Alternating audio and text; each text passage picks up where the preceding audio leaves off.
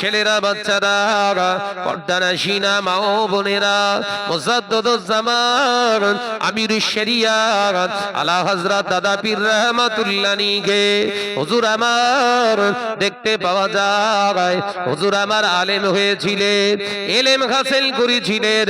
বাংলা জমিন থেকে ইলম হাসিল করেও হুজুরের অন্তরটা শান্তি হয়নি। হুজুর চলে গিয়েছিলেন নবীর দেশে মদিনাতুল মুনাওয়ারায়। প্রায় 1.5 বছরের মতো তিনি বিদ্যা অর্জন করলেন। হাদিস শাস্ত্রের উপরে অধ্যয়ন করে মুজাদ্দিদুজ্জামান বাংলা জমিনে ফিরেছিলেন। সেই সময় বাংলা জমিনে আলেমের অভাব ছিল না, কোরআন হাদিস পড়নেওয়ালা মাওলানার অভাব ছিল না, হাদিস বোঝানোর মাওলানা অভাব ছিল না। সমাজে শত শত আলেম থাকার পরেও তার মাথায় চিন্তা এলো এ জাতি কিভাবে বাঁচবে। শুধু এদের শিক্ষা রয়েছে, এরা শিক্ষা অর্জন করেছে, এদের ভিতরে বাংলা গ্রামারের জ্ঞান রয়েছে, বাংলা ইংরেজি এরা জানে না, না না এরা সব জানে, রাসূলুল্লাহকে পাবো কোন রাস্তায় সেটা জানে না। মুজাদ্দিদুজ্জামান রাতের পর রাত দিনের পর দিন হুজুর আমার কেঁদে কেঁদে কেঁদে কেঁদে হাদিস শাস্ত্র সামনে খুলে নিয়ে রাতের পর রাত কেঁদেছেন। হুজুর আমার যখন কাঁদতেন দাদি আম্মা জান রাহমাতুল্লাহ আলাইহা মুজাদ্দিদুজ্জামানকে স্বামীকে বোঝাতেন, ওগো স্বামী আপনি কাঁদবেন না, কিতাব খুলে আপনি ঘন্টার পর ঘন্টা কাঁদছেন। মুজাদ্দিদুজ্জামান বলতেন, ও আব্দুল্লাহের মা আমি আলেম হয়েছি, আমি মাওলানা হয়েছি, আল্লাহর কোরআনকে আমি শিখেছি, আল্লাহ নবীর হাদিসকে আমি পড়েছি। এই হাদিসগুলো আমি আবু বকর শুধু একা মেনে নিলে হবে না, আমার দায়িত্ব আছে এই বাংলার মুসলমানগুলোকে জানানো। এদেরকে যদি সঠিক নসিহতগুলো না দিতে পারি মহাময়দানে আমি আবু বকর আল্লাহর সামনে কি করে দাঁড়াবো, আমি আমার নবীর উম্মত বলে কি করে পরিচয় দেব। এই টেনশনে আল্লাহ দরবারে কাঁদি আর বলি, আল্লাহ আবু বকরকে বলার মতো সুযোগ দান করে।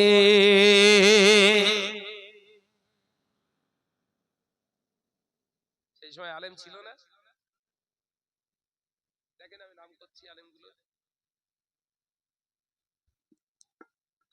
আল্লামা ইহিদ, আল্লামা রুহুল আমিন সাহেব রহমাতুল্লাহ আলাইহি, আল্লামা শাহ সুফি, আল্লামা নিসারউদ্দিন রহমাতুল্লাহ আলাইহি, আল্লামা শাহ সুফি মুবারকপুরি রহমাতুল্লাহ আলাইহি, আল্লামা শাহ সুফি আব্দুল মোমিন সাহেব রহমাতুল্লাহ আলাইহি, আল্লামা ডক্টর শহীদুল্লাহ রহমাতুল্লাহ আলাইহি, আল্লামা আব্দুল আজিজ সাহেব কনকপুরি রহমাতুল্লাহ আলাইহি, আল্লামা আব্দুল মাহবুব ফারুকি রহমাতুল্লাহ আলাইহি। এই রকম বড় বড় অসংখ্য হাস্তি ওলামা ছিল, কোরআন হাদিসের টনটনে ঝনঝনে জ্ঞান ছিল, তারপরেও তাদের ভিতরে এই চিন্তা কিন্তু আসেনি। আমার আলোচনা মাথায় ঢুকছে তো? আলেম হলেই হবে? কিছু ফাটা বাস বলতেছে এলেম থাকলেই হবে? ফাটা বাস নাম রেখেছে ওদের, কথার ভিতরে কোনো রস কষ কিচ্ছু নেই। কোরআন পড়লে মনে ঝগড়া বাঁধাচ্ছে। কোরআন কত শ্রুতি মধুর বাণী, সুবহানাল্লাহ বলেন। আজরে হবে না সুবহানাল্লাহ। বিশ্বনবী কোরআন তেলাওয়াত করছে আর আবু জাহেল, উতবা, সাইবা, আবু সুফিয়ান এরা সব চুরি চুরি করে এসে কাবা শরীফে হেলান দিয়ে চুপ করে কান লাগিয়ে শুনছে। সুবহানাল্লাহ। আর সেই কোরআন মলি সাহেব পড়ছে, সাধারণ মানুষ বলছে এরাও খিস্তি মেরতে নাকি, এরা কথা ঠিক না বুঝছো রে? কোরআন শরীফ পড়ার জুতো এরকম কেন?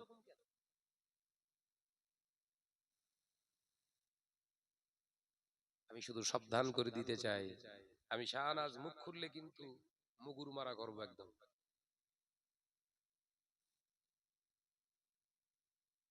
আমারে তোমরা চিনুনি বলো, যেটা শুনে চিনেছ ওই পর্যন্ত।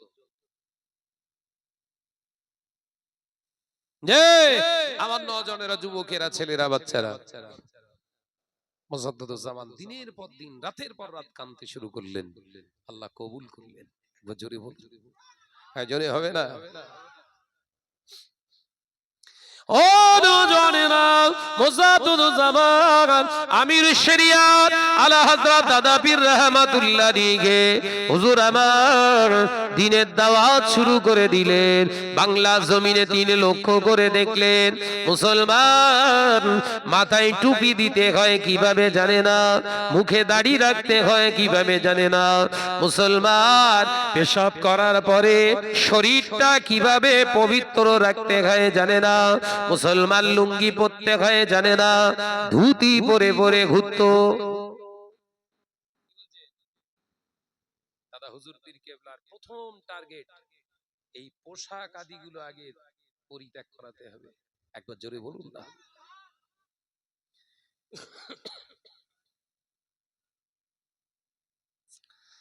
ও নওজওয়ানেরা, যুবকেরা, ছেলেরা, বাচ্চারা, হুজুর আমার লক্ষ্য করে দেখলেন এদের কাছে সুদ হারাম বলে কোনো কিছু নয়, জেনা ব্যভিচারটা কিছুই নয়।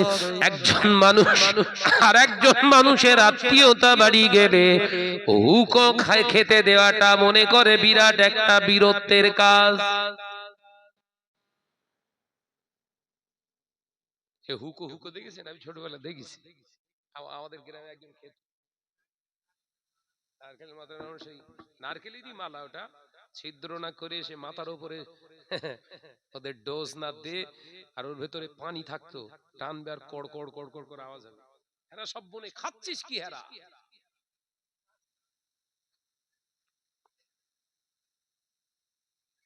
ছেড়ে দেবো, ওই দে বলছে চান।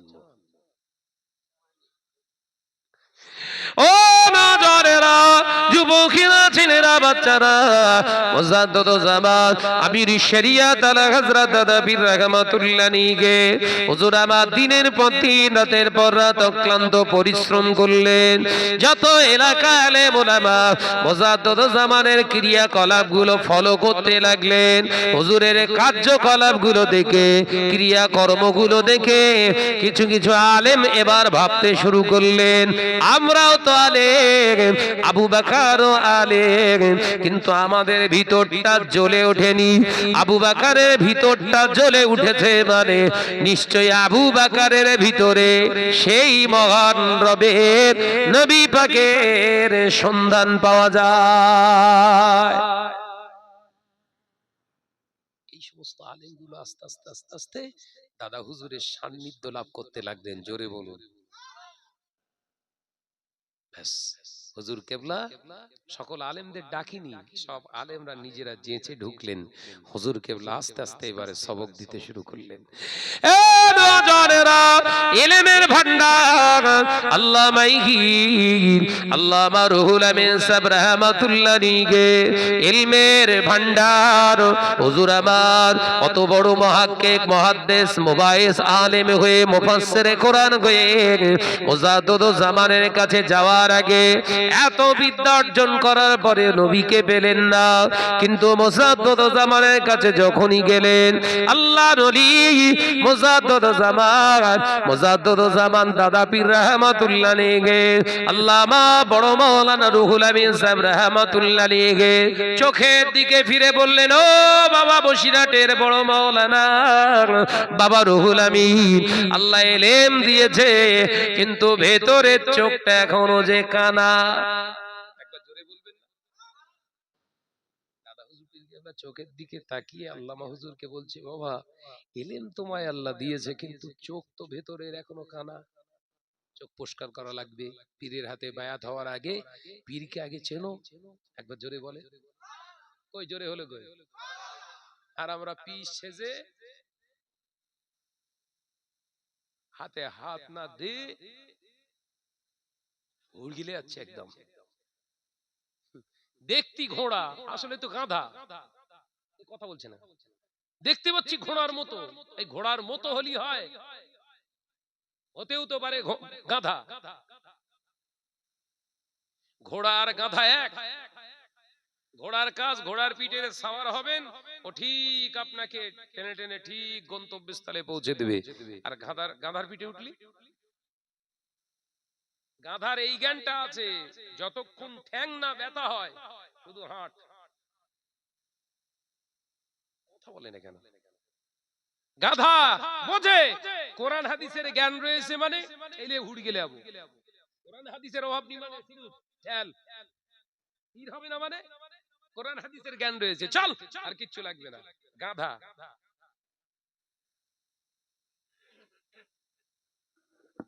এই গাধা মার্কা আলেমের পাল্লায় পড়লে তোমার সিধা টেনে জাহান্নামে নিয়ে যাবে, জেনে রেখে দিও। ও নিজেকে প্রতিষ্ঠিত করার জন্য তোমাদের ইউজ করবে। গাধা মার্কা মৌলভী সাহেবের টার্গেট কি থাকে? এই কথা বলছেন না কেন? ও নিজেকে প্রতিষ্ঠিত সমাদৃত করার জন্য তোদের ইউজ করবে। ও জাহান্নামায় যাবে, তোদেরকে লেতায় যাবে। ও নওজওয়ানেরা, মুরব্বিয়ান গণেরা, মুজাদ্দুজ্জামান আমির শরিয়াত আলা হযরত দাদা পীর রহমাতুল্লাহ আলাইহি, হুজুর আমার দাদা পীর রহমাতুল্লাহ আলাইহি কুশিয়াটির বড় মাওলানাকে বললেন, বাবা রুহুল আমিন, যাও আগে অন্তঃচক্ষুটাকে সাইজ করো, ঠিক করো। যা বাবা রুহুল আমিন, 40 দিনের সবক দিলাম, 40 দিনে 5 ওয়াক্ত নামাজের পরে পরে প্রত্যেক ওয়াক্তের শেষে, প্রত্যেক নামাজের শেষে 100 বার করে তওবা করবে। ও বাবা রুহুল আমিন, 40 দিন পরে তুমি আমার দরবারে এসো। আমি আবু বকর বলছি, নিজে চোখে পীর চিনে নিতে পারবে। এলেম থাকলে পিচ্ছে না যাবে, এলেম থাকলেই পিচ্ছে না যায়।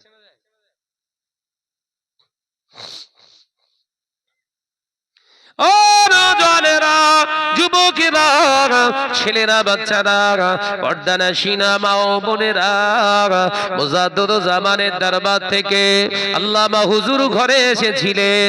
হুজুর আমার ঘরে আসতে আসতে চিন্তা করলেন, বহু পীরের আলেমের দরবারে আমি গেছি, কেউ আমার সুরাত দেখে এমন কথা বলেন না। এ দরবার থেকে একটি জায়গা আমি পেয়েছি, মানুষের চোখে চোখ রেখে কথা বলে তার ভিতরের রহস্যগুলো উদ্ঘাটন করা সম্ভব। আমি এ দরবার আর ছাড়বো না। হুজুর বাড়িতে গেলে, বাড়িতে 1 ওয়াক্ত 2 ওয়াক্ত 3 ওয়াক্ত, একদিন 2 দিন, 1 সপ্তাহ 2 সপ্তাহ, একটানা 4 সপ্তাহ 2 দিন, অর্থাৎ 30 দিন নামাজ আদায় করলেন। প্রতি নামাজের শেষে 100 বার করে ইস্তেগফার করে হুজুর 31 দিনের মাথায় টাকি নারায়ণপুর থেকে একজন সঙ্গীকে নিলেন, নাম আব্দুল ওদুদ সাহেব। হুজুরকে সঙ্গে করে আব্দুল ওদুদ সাহেবকে সঙ্গে করে দিয়ে গাড়িতে করে ফুরফুরা জমিনের দিকে রওনা হয়ে গেলেন। শিয়াখালা বাজারের কাছে গাড়ি থেকে নেমে পড়লেন। হুজুর নেমে পায়ে জুতা দুটা হাতে খুলে নিয়ে ব্যাগের ভিতরে ঢুকে নিয়ে হুজুর আমার বগলে চেপে ধরে খালি পায়ে হাঁটছে। সঙ্গী জিজ্ঞাসা করছে, আব্দুল ওদুদ সাহেব, ও ভাই বড় মাওলানা রুহুল আমিন, আপনি পায়ের জুতা খুলেই দুপুর বেলা এই গরম রৌদ্রে গরম রাস্তার উপরে খালি পায়ে হেঁটে কেন যান? আল্লামা হুজুর ডুকরে কেঁদে ফেললেন। ও ভাই আব্দুল ওদুদ, যে দরবারে তুমি আমি যাই, ওই দরবারে দুনিয়ার শুধু মানুষ আসে তাই নয়, ওই দরবারে স্বয়ং রাসূলে পাক সাল্লাল্লাহু আলাইহি ওয়াসাল্লাম রূহানি হালাতে সাহাবায়ে কেরামদের নিজে হাজির হয়। যে দরবারে রসুলের আগমন ঘটে, ওই দরবারে আমি রুহুল আমিন জুতো পায়ে যেতে পারি না, সেই জন্য আমার পীরের দরবারে আমি খালি পায়ে যাচ্ছি। একবার জোরে বল। এলেম থাকলেই হবে, বুঝছেন না কেন? এলেম তো শয়তানের ছিল, আজাজিল থেকে শয়তান হলো কেন? ওই জন্য মুজাদ্দুজ্জামানের রাখতে জিগার লিখতে জিগার হযরতে শাহ সুফি বাংলা আসামের হাজী মুফতি আজম আব্বাজান মির্জা হুজুর পীর কেবলা বলতেন, বাবা এক ফোঁটা এলেম অর্জন করলে 10 ফোঁটা হেলেমের দ্বারা চালনা করো। সুবহানাল্লাহ বলে। এলেম থাকলে হবে না, শুধু এলেমে আল্লাহ পাওয়া যাবে না, শুধু এলেমে আল্লাহ পাওয়া যাবে না, রাসূল পাওয়া যাবে না, ঈমানের দরকার, আল্লাহর ভয় দরকার। শুধু আল্লাহ আল্লাহ রসুলকে মহাব্বত মৌখিক ভাবে যদি করে রাসূলুল্লাহকে পাওয়া যেত, তাহলে অনেক কিছু পাওয়া যেত, দুনিয়ার জমিনে অনেক কিছু মিলে যেত। রাসূল ইন্তেকালের আগে হযরতে ফারুক আযম, হযরতে আবু বকর, হযরতে ওমর, হযরতে বিলাল, হযরতে উসমান গনিকে বলেছিলেন, বাবা ওমর তোমরা সাক্ষ্য থাকো, তুমি ওমর তোমার হাতে আমি এটা দিয়ে গেলাম। আমার উম্মত আশিক উম্মত, প্রেমিক উম্মত, আমার ওয়াইসাল কারণীকে আমার গায়ে জুব্বাটা আমি তোহফা হিসাবে দিয়ে গেলাম। একবার জোরে বলেন। বাহ্যিকটা মোহব্বত করতে পারিনি। ওয়াইসাল কারণী কিতাবের ভিতরে এসেছে, রাসূলের দরবারে আসতে পারিনি, তারপরেও কিন্তু রাসূলুল্লাহ জুব্বা পেয়েছে। কেন বলেন তো? ভেতরটা ভালো ছিল। আর আমাদের ওপরটা ভালো আছে, ভেতরটা খারাপ। দরবারে ফুরফুরা শরীফে যাচ্ছি, অমুক হুজুর কি করছে দেখি, দেখ ওই দেখ টাকা ছাড়া মুসাফা করছে না, দেখ দেখ দেখ, কথা বলছে না কেন? দেখছিস হুজুরির সামনে টাকা লাট হয়ে আছে, ওই দেখছে ওই টাকা হাত দিয়ে মুসাফা করছে, তার দিকে ফিরে হেসতেছে, যে টাকা দেয় না ওর দিক ফেরে নে। মিথ্যে কথা বলছি বোধহয় নাকি? তুমি কি করতে গেছো ফুরফুরায়? শেয়াল কুকুর ইঁদুর বাঁদরও যায়, তুমি তো তাদের মতো গেছো, তুমি তো মানুষ হওয়ার জন্য যাওনি। এই কথা বলছে না কেন? তুমি ফুরফুরায় মানুষ হওয়ার জন্য গিয়েছিলে?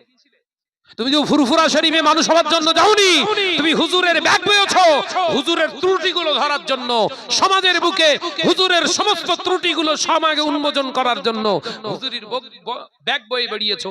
তোমার যখন শখ গেছে আমি হুজুর হতে চাই, তাই ওই হুজুরকে পচাতে হবে, হুজুর নামাজ পড়ে না। কথা বলছেন না কেন? উদ্দেশ্য ছিল কি? হুজুরের কাছ থেকে রুহানি নয়, হুজুরের কাছ থেকে কিছু বরকতি দোয়া পাওয়া, হুজুরের কাছ থেকে খাস নেক দোয়া পাওয়া, হুজুরের সোহবতে একটা জীবনটাকে তৈরি করা। তুমি তো সে উদ্দেশ্যে যাওনি বাপ। উদ্দেশ্য ছিল কি? হুজুর মুসাওয়া করতে গিয়ে টাকা যে দিচ্ছে না, তার দিক ফিরে হাসে না। ওইটা এসে কি করলে? এলাকায় প্রচার করলে। প্রচারের খপ্পরে কিছু সাধারণ মানুষ, জেনারেল শিক্ষিত মানুষ, তারা বেচারারা পড়ে গেল। তাই তো ভাই যে কথা বলছে একদম মিথ্যে কথা না, সত্যি। আমরাও তো গেলাম এরকম ব্যাপার, হ্যাঁ তাহলে ঠিক, এই ভাই ঠিক আছে, ও হুজুর বাদ দে। আলাদা টিম তৈরি করে ফেললে। দাঁড়াও, খেলা দেখেছো কি?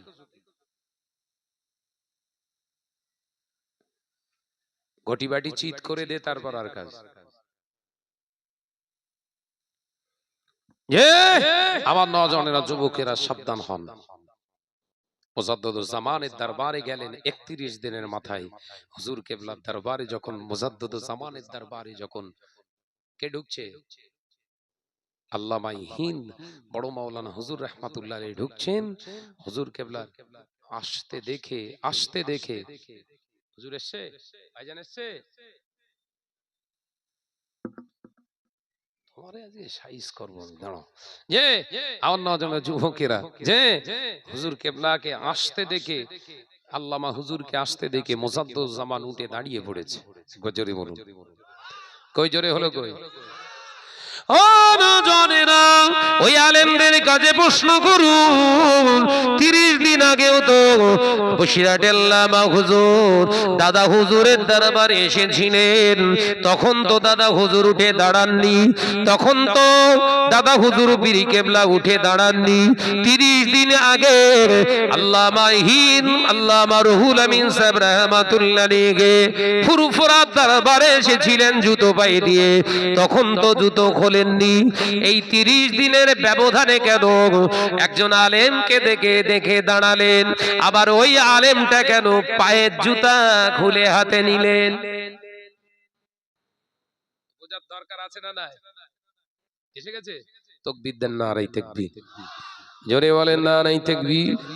औलाद मुसद्दद ज़मान जनाब भाईजान हुजूर किबला, जनाब भाईजान हुजूर किबला, औलाद मुसद्दद ज़मान जनाब भाईजान हुजूर किबला, सिलसिला हक फुरफुरा शरीफ, नारे तकबीर, नारे तकबीर, नारे तकबीर। सिलसिला हक मुसद्ददुज़ ज़मान, मुसद्ददुज़ ज़मानेर नेक औलाद, नारे तकबीर, नारे तकबीर। मोहब्बतेर संगे कलिमा ला इलाहा इल्लल्लाह, जोरे जोरे ला इलाहा इल्लल्लाह, जोरे जोरे ला इलाहा इल्लल्लाह,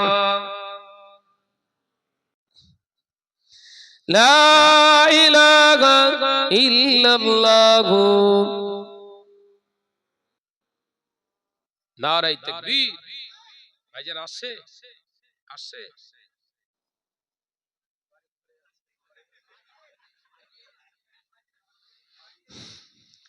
ওরে আজকে শেষ করে ফেলবো আমি একদম।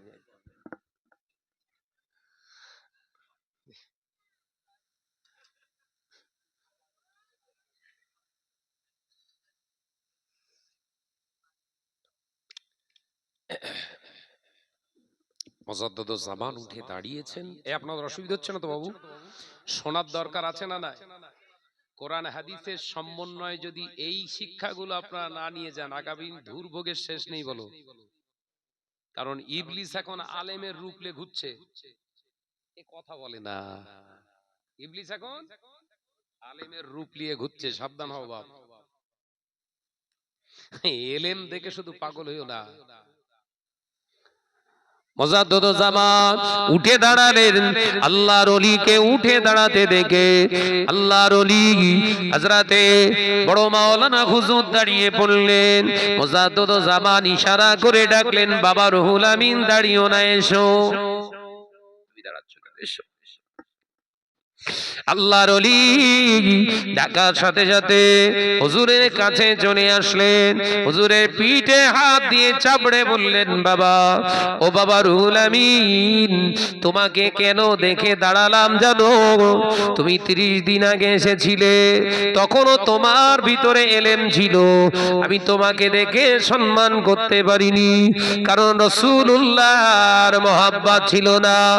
ও বাবা রুহুল আমিন, আজকে তুমি যখন আমার দরবারে আসছিলে, তোমার দরবারে আসার আগে গতকাল রাতে আমার নবী স্বপ্ন যোগে জানিয়ে দিয়েছে, আবু বকর, আমার রুহুল আমিন কাল আসবে, ও আমাকে মহব্বত করে ফেলেছে। আমি নবী তার স্বপ্ন যোগে দিদা দিয়েছি, আমার রুহুল আমিনকে তুমি ভালোবেসো, তাই আমি আমার রুহুল আমিনকে উঠে দাঁড়ালাম, আমি আমার রুহুল আমিনকে সম্মান উঠে দাঁড়ালাম। নারায়ে তাকবীর, নারায়ে তাকবীর। औलादे मुसद्दिद ज़मान जनाब भाईजान हुजूर किबला, नाराये ताकबीर। सिलसिला हक हेज বলে মনে হয়, হ্যাঁ? ও আমার মনে হয় ওর স্টেজে বক্তব্য দেওয়ার থেকে ওর বাদাম বিক্রি করে খাওয়া উচিত। কথা বলছেন না কেন? স্টেজে নসিহত না করে বাদাম ব্যাস, বাদাম বাজারে বাজারে ট্রেনে ট্রেনে।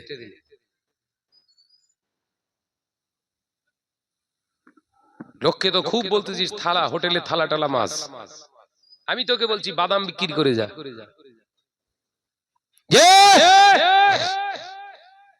তোর যখন এখন নবীর বিবিদের সম্পর্কে জ্ঞান হলো না, নবীর বিবি আমাদের জন্য কি এটা তোর জ্ঞান হলো না, তুই স্টেজে উঠবি কেন? এই তো যত বিদ্যায় থাক না কেন, তুই যখন হাদিস বুঝতে পারিসনি, তোর স্টেজে ওঠার ক্ষমতা তোর ইসলাম দেয়নি। মনে হচ্ছে মাদ্রাসায় পড়ায় বিশাল ব্যাপার। গত বছর রমজান মাসে আমি ছিলাম মক্কা শরীফে, শেষের 20 দিন। আমাদের সঙ্গে এক ঘরেতে ছিলেন একজন শাইখুল হাদিস, দীর্ঘ বছর ধরে হাদিস পড়ায়, আমার ওস্তাদ সম। একই ঘরে আমাদের থাকার জায়গা করেছে। আমি চুপচাপ রয়েছি, খুব কম কথা বলছি, যেহেতু মক্কার জমিনে রয়েছি তো খুব সাবধান। বেশি হই হাই চিল্লা চিল্লি চলবে না,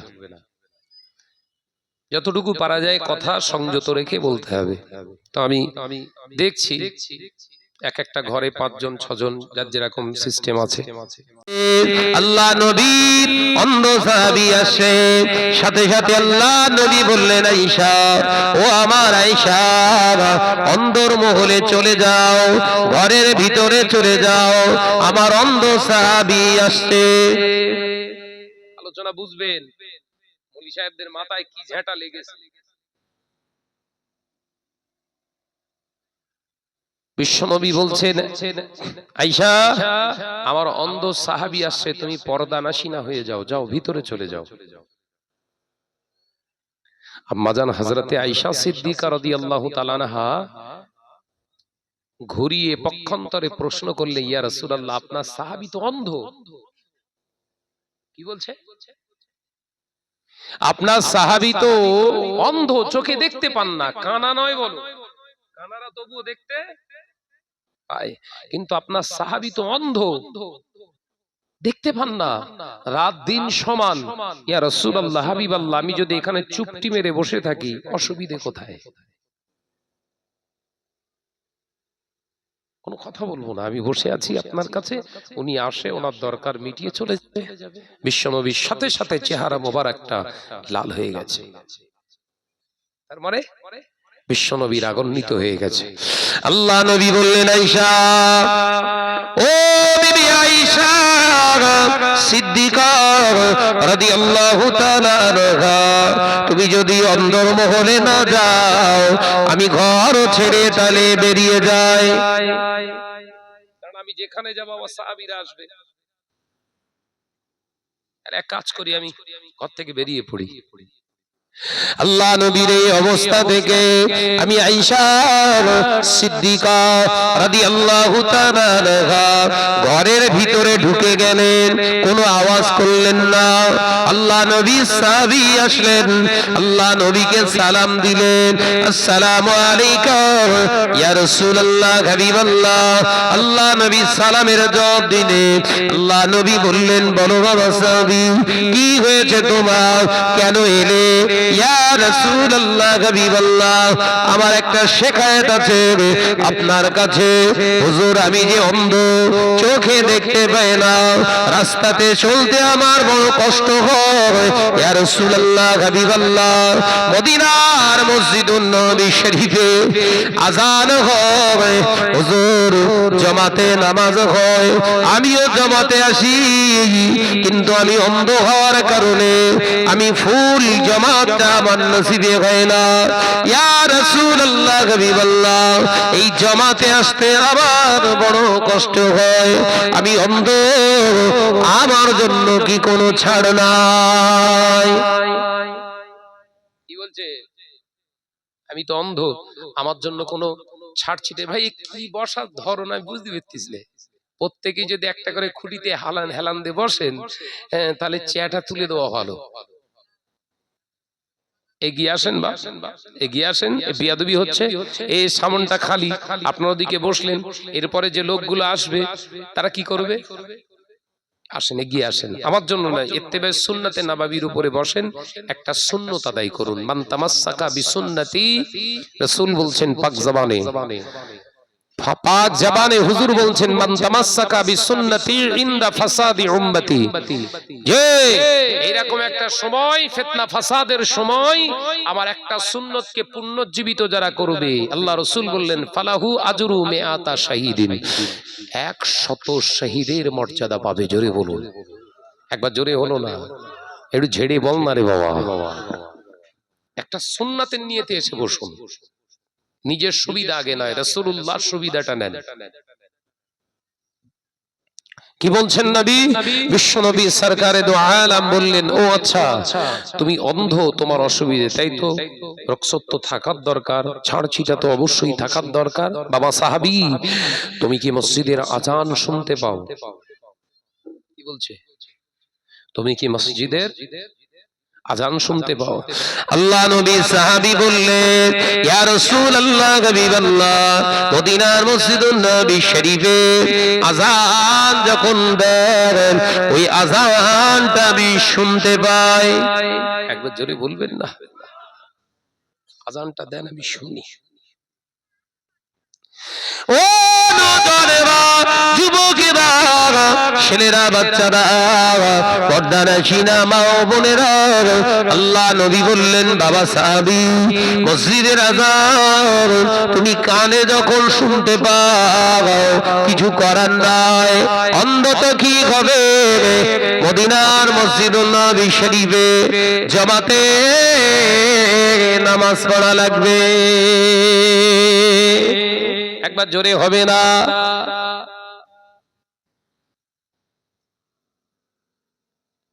অন্ধ তো কি হবে? তাহলে আমরা যারা অন্ধ না, আজান শুনে হুড়ুচ্ছি, খবর খারাপ না ভালো? কথা বলছেন না কেন? যুবকেরা, ছেলেরা, বাচ্চারা, পর্দানশীনা মা ও বোনেরা, আল্লাহ নবী কথা বললেন, ইয়া রাসূলুল্লাহ, হাবিবাল্লাহ, ঠিক আছে, কোনো কথা নয়। আল্লাহ নবীর দরবার থেকে সালাম নিয়ে বেরিয়ে গেলেন।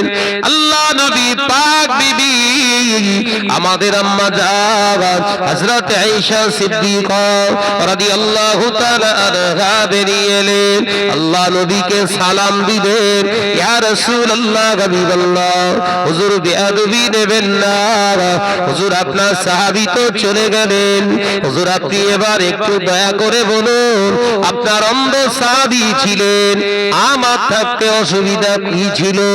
আল্লাহ নবী বললেন, আয়েশা, আমার সাহাবী অন্ধ, তুমি তো অন্ধ নও। সুবহানাল্লাহ বললেন না? একবার জোরে বলবেন না? ও বিবি আয়েশা সিদ্দিকা রাদিয়াল্লাহু তাআলা আনহা, আমার সাহাবী তো চোখে দেখতে পায় না, সেটা তো আমি জানি, কিন্তু তুমি তো চোখে দেখতে পাও। অর্থাৎ একটা পুরুষের যেমন যতটা চোখের পর্দা, একটা নারীর জন্য ততটা চোখের পর্দা। ও ভাইয়ের জন্য পর্দা করা আল্লাহর হুকুম ফরজ। এর দ্বারা কি বুঝলেন? তাহলে যে হুজুরগুলো স্টেজে নিয়ে সব পড়াশোনা স্টার্ট করেছে, এরা কারা? আমার আলোচনা বুঝতে পারছেন না? শুরু হয়েছে না? এরা কারা? এরা যদি বিরাট বড় বিদ্যান নিজেদেরকে মনে করে, এরা ধরেন কোরআন শরীফ টোটাল কোরআন